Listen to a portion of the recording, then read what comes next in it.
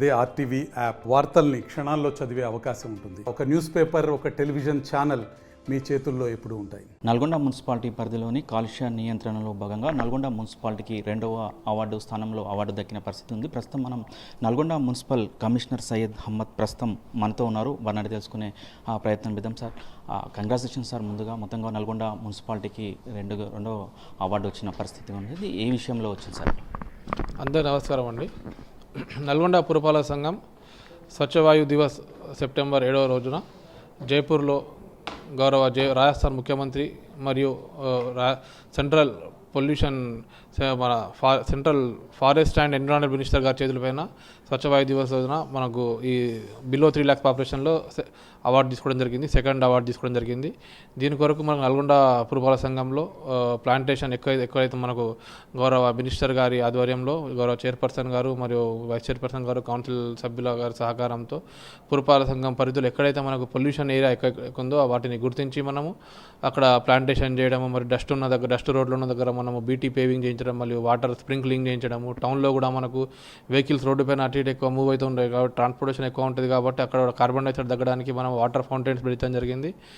At present కూడా మనం traffic signals పెట్టి ట్రాఫిక్ సిగ్నల్స్ ఏదైతే 30 seconds 1 minute వెహికల్స్ అవుతాయో అప్పుడు కూడా ఆ వెహికల్స్ ఇంజన్ ఆఫ్ చేయాలి, పొల్యూషన్ కంట్రోల్ కావాలని మనం ఇట్లాంటి అవేర్నెస్ ప్రోగ్రామ్స్ కండక్ట్ చేయడం జరిగింది. మరియు స్కూళ్ళల్లో కూడా పిల్లలకు అవేర్నెస్ ప్రోగ్రామ్స్ కండక్ట్ చేయడం, ట్రాన్స్పోర్టేషన్ వారు కూడా ఎక్కువ ఎలక్ట్రికల్ వెహికల్స్ వాడేందుకు ప్రజలకు అవేర్నెస్ ప్రోగ్రామ్ కండక్ట్ చేశారు. ఈ ప్రజెంట్ కూడా నల్గొండలో దాదాపు ఎలక్ట్రికల్ వెహికల్స్ కూడా వాడడం జరుగుతుంది. దీనివల్ల మనకు ఎయిర్ క్వాలిటీ అనేది PM10 65 నుండి 51కి రెడ్యూస్ కావడం జరిగింది. దీనివల్ల మనకు దేశంలో 2వ ర్యాంకు రావడం జరిగింది. రాబోయే కాలంలో ఇంకా వేరే మొదటి స్థానంలో రావడానికి, మున్సిపాలిటీ మొదటి స్థానంలో రావడానికి ఎలాంటి చర్యలు తీసుకోబోతున్నారు? ఇంకా చాలా మనకు ఏరియాలలో డివైడర్స్ వేయడం జరిగింది, మీడియన్ చేయడం జరిగింది. ఆ మీడియన్ ఏరియాలో మనం మీడియన్ ప్లాంటేషన్ ఇంకా చేస్తాం. ఎగ్జాంపుల్ కలెక్టరేట్ రోడ్లో మన ఆఫీస్ నుండి బస్టాండ్ రోడ్, పెద్ద బండ రోడ్, ఇక్కడ మీడియన్ రోడ్కు అటు ఇటు కూడా మనకు వెహికల్స్ ట్రాన్స్పోర్టేషన్ అవుతూ ఉంటాయి కాబట్టి ఆ మధ్యలో మీడియంలో మనకు ప్లాంటేషన్ చేస్తే కార్బన్ డైఆక్సైడ్ రిడ్యూస్ అయ్యే ఛాన్సెస్ ఉన్నాయి.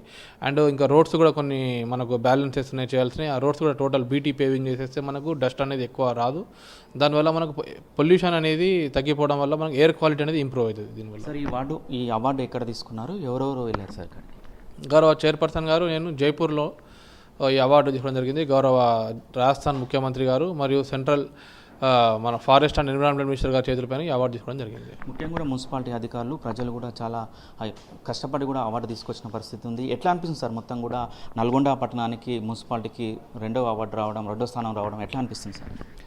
చాలా ఆనందంగా ఉంది. ఎస్పెషల్లీ పట్టణ ప్రజలకు మరియు మా నల్గొండ చైర్మన్, వైస్ చైర్మన్గా ఎస్పెషల్లీ మా మినిస్టర్ గారికి, కౌన్సిల్ సభ్యులకు అందరికీ సహకరించిన ధన్యవాదములు. ఈ అవార్డుతో పాటు నల్గొండకు ఈ ఎయిర్ క్వాలిటీ ఇంప్రూవ్ చేయడానికి అదనంగా 25 లక్షలు మనకు రివార్డు ఇవ్వడం జరిగింది. రైట్. ముఖ్యంగా ఇది మా కమిషనర్ గారు చెప్తున్నట్టు పరిస్థితి కనపడుతుంది. ఏదైతే నల్గొండ మున్సిపాలిటీకి 2వ స్థానంలో అవార్డు రావడం కూడా చాలా సంతోషంగా ఉంది. రాబోయే కాలంలో కూడా నల్గొండ మున్సిపాలిటీని మరింత అభివృద్ధి చేసి మొదటి స్థానం వచ్చే విధంగా చూస్తామని కూడా మున్సిపల్ కమిషనర్ చెప్తున్న పరిస్థితి కనపడుతుంది. వీడియో జర్నలిస్ట్ కృష్ణతో అచ్యుత్, RTV నల్గొండ. మరిన్ని వీడియోస్ కోసం ఛానల్ ని సబ్స్క్రైబ్ చేయండి. లేటెస్ట్ అప్డేట్స్ కోసం వాట్సాప్ ఛానల్ ని ఫాలో చేయండి. అండ్ లింక్ డిస్క్రిప్షన్ లో ఉంది.